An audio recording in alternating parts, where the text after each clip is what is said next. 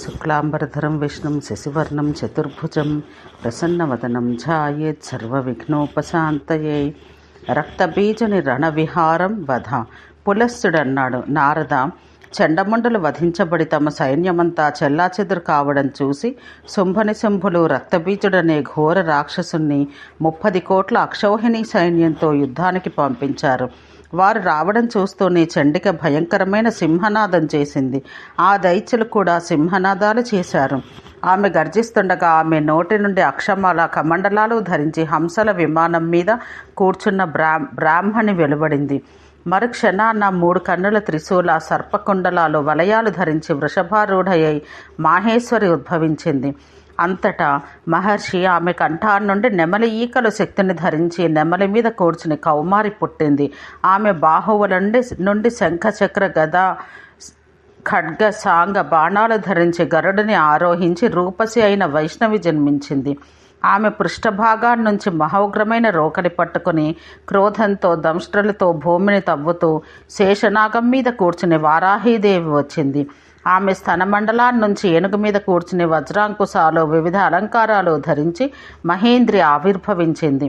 అంతటా భయంకరమైన జోలు విదిల్చి ఆసటలతో ఆకాశంలోని గ్రహ నక్షత్ర తారకలను చెదరగొడుతూ వాడియైన గోళ్లతో భయంకరాకారయగు నారసింహి ఆ దేవి హృదయాన్నించి బయటికి వచ్చింది. వారల చేత సంహరించబడిన రాక్షస బలాన్ని చూసి నిర్భయంగా ఆ చండిక మరొక పర్యాయం గర్జించింది.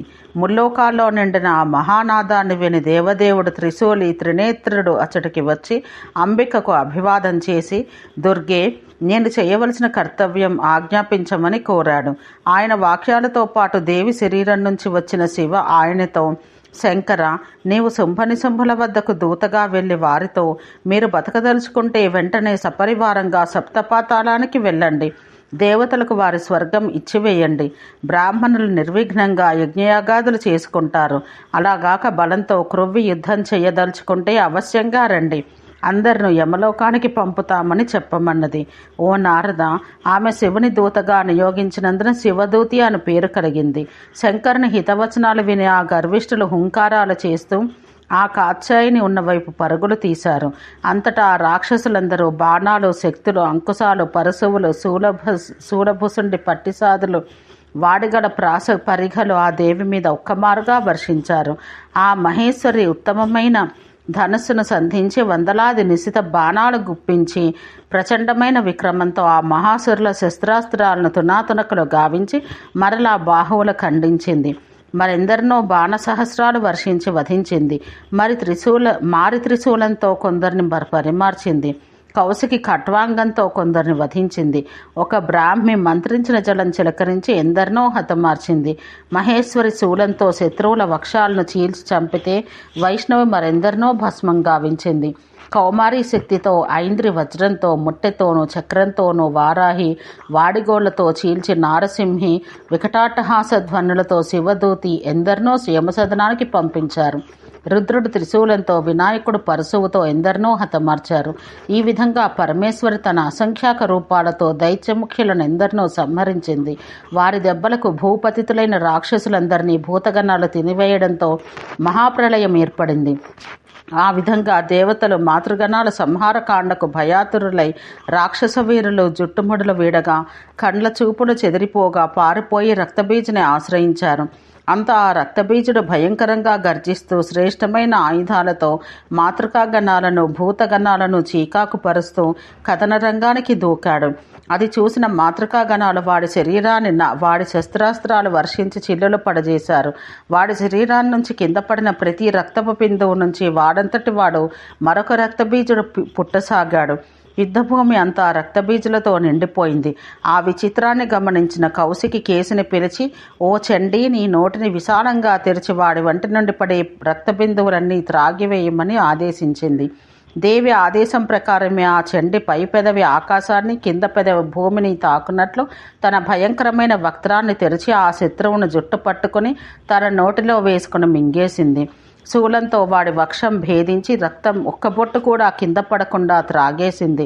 శరీరంలోని నెత్తురంతా పోవడంతో ఆ రక్తబీజుడు శక్తిహీనుడైపోయాడు.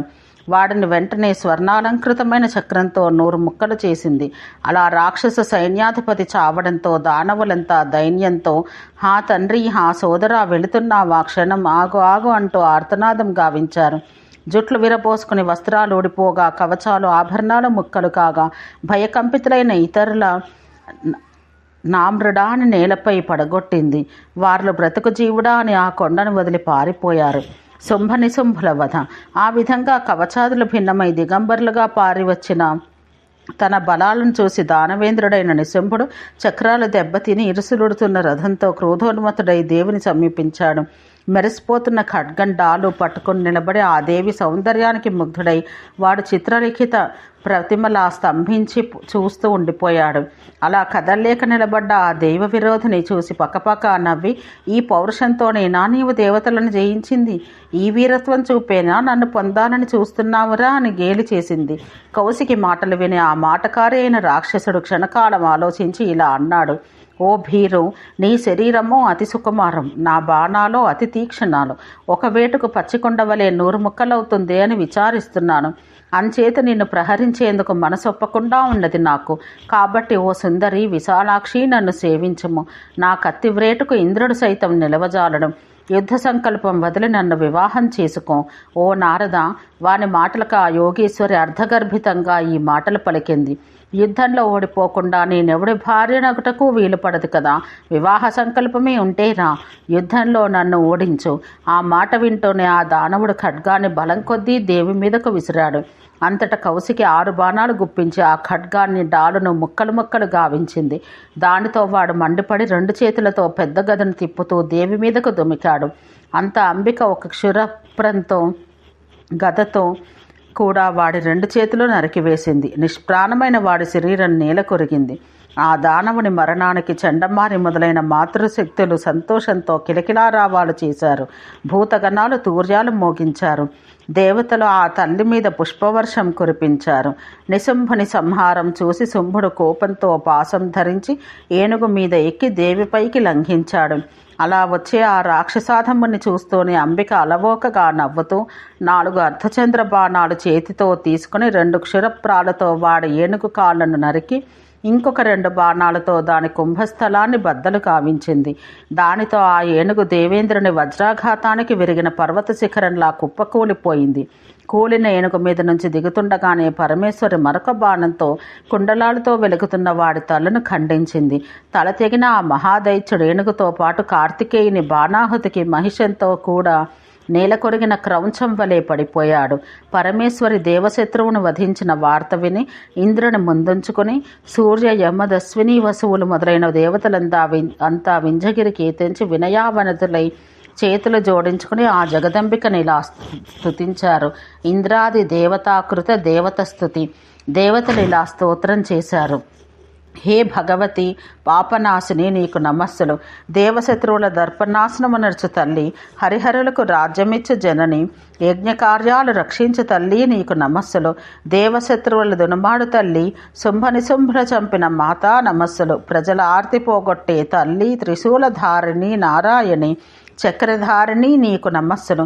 ఎల్లప్పుడూ భూమిని ధరించే వారాహి నారసింహి, వజ్రం ధరించిన ఐంద్రి, మయూరవాహిని అవగు కౌమారి, నీకు నమస్కారము. హంసవాహిని వగు బ్రాహ్మి, మూలధారిణి వగు కేసిని, గార్ధభారూఢ వగు తల్లి, ఎల్లరి దుఃఖాలు పోగొట్టు జగన్మయి, నీకు నమస్కారము. దేవ బ్రహ్మణ శత్రువులు సంహరించి విశ్వరక్షణ చేసే విశ్వేశ్వరి, సర్వమయి, త్రయంబకి, వరదాయిని, నీకు ప్రణామాలు. మమ్మనుగ్రహించము.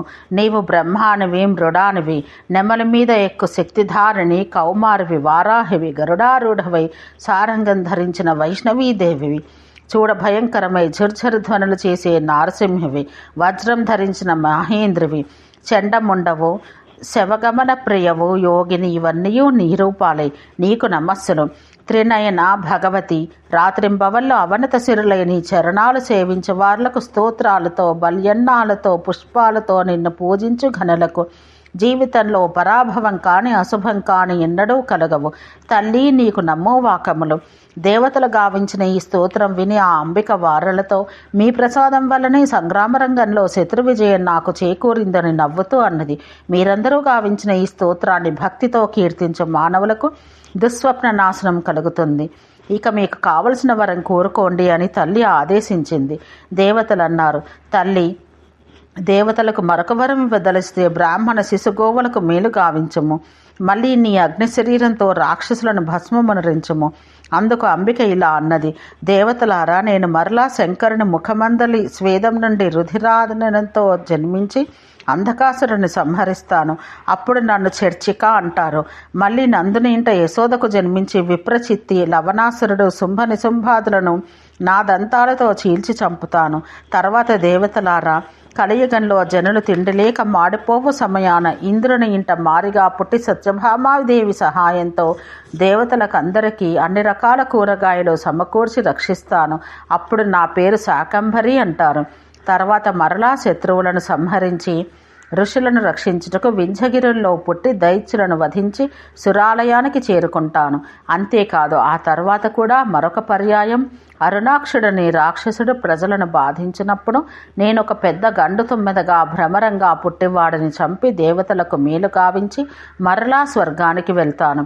అప్పుడు నా పేరు భ్రమరాంబి. ఈ విధంగా భవిష్యత్తులో కూడా మీరు కోరినట్లు సాధు సంరక్షణ చేస్తూ ఉంటాను. పులస్సుడన్నాడు, వరదాయిని అయిన అంబిక ఇలా వరప్రదానం చేసి బ్రాహ్మణ శ్రేష్ఠులకు అభివాదం చేసి భూతగణాదులందరినీ పంపివేసి సిద్ధ సంఘాలు తన వెంటరాగా స్వర్గానికి వెళ్ళింది. అంబిక యొక్క విజయగాథలు తెలిపే ఈ ఆఖ్యానం చాలా పవిత్రమైనది, ప్రాచీనమైనది. ఇది అన్ని శుభాలు చేకూరుస్తుంది.